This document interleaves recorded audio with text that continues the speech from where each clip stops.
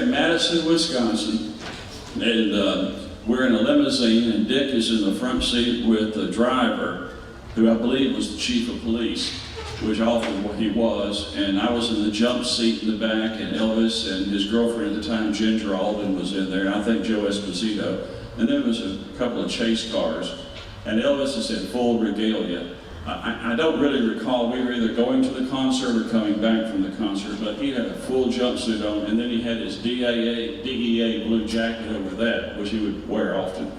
And this is midnight, I guess. As we pull up to a stop sign, these sodium vapor lights that they had back then that kind of cast a different hue. And we all looked over, I think we saw this at the same time, but maybe Elvis saw it a second or two early, but there were two fellows beating up a third fellow at the gas station. They had him bent over a car, and as we say in Memphis, they were working on that head pretty good. So Elvis yelled, "Stop the car."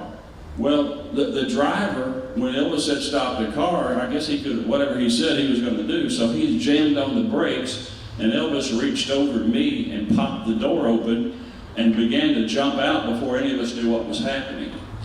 And folks, you know those stage boots that Elvis wore? They were not meant to hit the pavement at 5 miles an hour, let me tell you. So when he jumped out, I have to stand up for this. When he jumped out of that car with, like I say, a full jumpsuit in a karate stance, he slid about 10 feet, right up to where these guys were fighting. And these guys, I'm sure they thought, what the hell is this, you know? So they turned around and kind of squared up like they were going to fight him. And we all jumped out of the car, and the cop pulled his gun, and we didn't know what was going on. And this one guy, big guy, had his fist up, and he looked and he said, Aren't you Elvis Presley? And Elvis is down like this, and he goes, "Why, yes, I am." A little bit like somebody else that we know. So these guys all, you know, and so Elvis kind of chastises them, find out what's going on. Turns out they're fighting over a girl. So, you know, he chastises them a little bit.